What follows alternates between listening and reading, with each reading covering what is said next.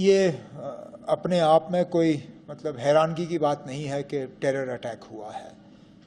बदकिस्मती से, और ये मैं पहले भी मैंने ये कहा हुआ है, इस हुकूमत के दौरान पिछले 5 साल में ये हमने देखा है कि जिन जिन इलाकों को हमने मिलिटेंसी से पूरी तरह से आज़ाद किया था, वहाँ पे नए सिरे से अब मिलिटेंसी देखने को मिल रही है। यही हाल पुंछ में, यही हाल रजौरी में, अब ये हाल रियासी में। तो ये कोई हैरानगी की बात नहीं है। अब ये जो नई हमारी हुकूमत दिल्ली में बनी है, क्या ये इससे कुछ सीखेंगे या नहीं, क्योंकि यहाँ हमारे जो हुक्मरान हैं ये नहीं सीखेंगे। ये जो हमारी एलजी हुकूमत है ये आंखें बंद करके चलते हैं। हालात इन इलाकों में ख़राब हुए, इन लोगों को ज़रा से भी फिक्र नहीं हुई।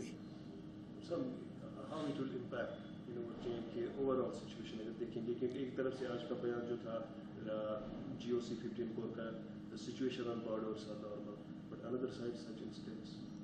अब अगर नॉर्मल होता तो इस तरह के हमले होते नहीं। ये तो नॉर्मल है नहीं, और जो लोग नॉर्मलसी का दावा करते आए हैं ये उन लोगों को इस चीज़ का जवाब देना होगा। हमने तो हमेशा कहा कि यहाँ हालात नॉर्मल नहीं है। हमने तो हमेशा ये कहा कि 370 जो है उसकी वजह से बंदूक यहाँ नहीं आई, क्योंकि ये बीजेपी वाले दावा कर रहे थे कि 370 हटने के बाद बंदूक का जो है यहाँ असर रसूख ख़त्म हो जाएगा।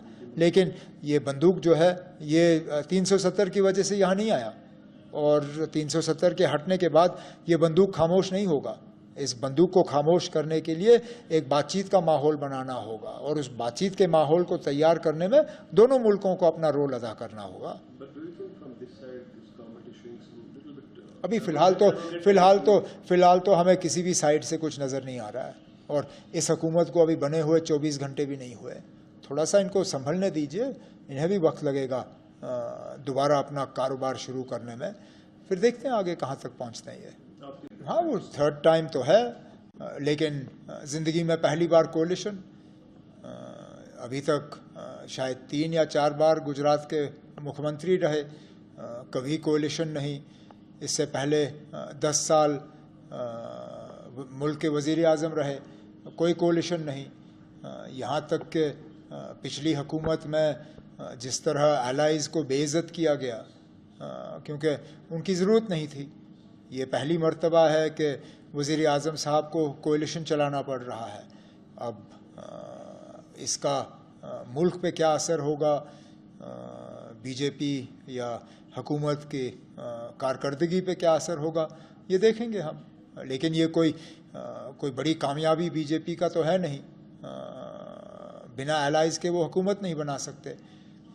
और मैं इस बात से हैरान हूँ कि ये जो पिछले 5 साल की हुकूमत रही, इसमें बीजेपी ने वो सारा कुछ कर दिया जिसका वो सालों साल से जो है लोगों से वादा करते आए, चाहे वो 370 हो, चाहे वो राम मंदिर हो। लेकिन ये सारा करने के बाद भी लोगों ने उनकी सीटें बढ़ाई नहीं, कम की। जो 400 पार की बात कर रहे थे वो 300 भी पार नहीं कर सके। जो 370 की बात कर रहे थे उनकी गाड़ी तो 270 पर 270 240 वो 270 भी पार नहीं कर सके। तो कहीं ना कहीं तो जिस तरह हम अपने हार को समझने की कोशिश कर रहे हैं, उसको मतलब उससे कुछ सीखने की कोशिश कर रहे हैं, बीजेपी को भी ये इलेक्शन जो है एक हार के तौर पे तस्लीम करनी चाहिए।